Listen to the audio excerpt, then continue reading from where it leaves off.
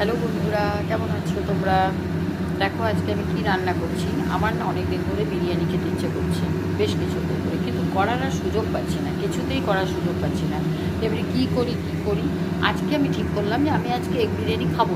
চাল মোটামুটি থাকেই, যে আজকে এগ বিরিয়ানি খাবো।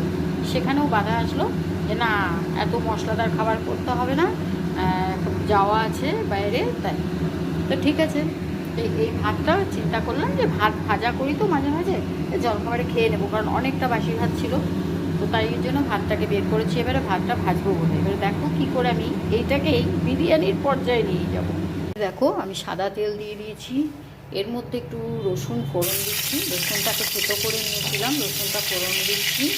রসুনটা এবার নাড়াচাড়া করে এবারে এই পেঁয়াজ কুচিগুলো দিয়ে দিচ্ছি। পেঁয়াজটা দেখো আমার ভাজা হয়ে গেছে। এরপর আমি এই ডিমটা দিয়ে দেবো। ডিমটা একটু নাড়াচাড়া করে নিই, নুন দেওয়া হয়ে গেছে আমার পেঁয়াজের মধ্যে। এবার এটা নাড়াচাড়া করে আমি এর মধ্যে বিরিয়ানি মশলা মিশাবো। বিরিয়ানি করলে বিরিয়ানির ফ্লেভারটা না থাকলে কি আর হয়? বিরিয়ানির ভাব লাগবে, তাহলে বিরিয়ানি মশলা মিশালেই বিরিয়ানি ভাব লাগবে। তাহলেই বলো। আলু দিলাম না, কারণ সুগারে আমার আলু খেতে ভীষণ বারণ করে, তাও প্রত্যেক দিন তো খেতেই হয় বলো। এর মধ্যে একটু আমি জিরে আর ধনে মিশালাম, একটু নাড়াচাড়া করে নিই, তারপরে আমি বিরিয়ানি মশলাটা দিয়ে দেবো।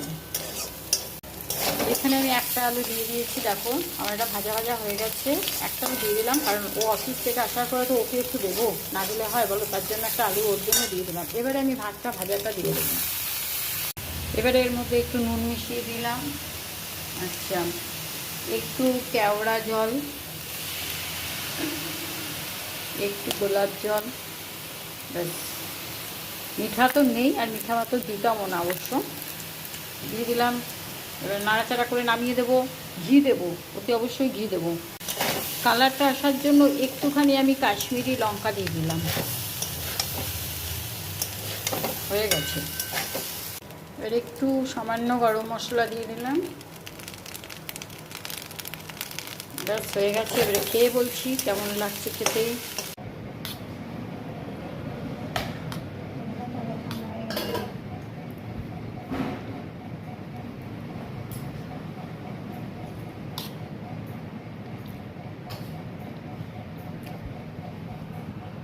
ব্রেকফাস্টে এরকম আইটেম জমে যাবে, সহজ উপায়।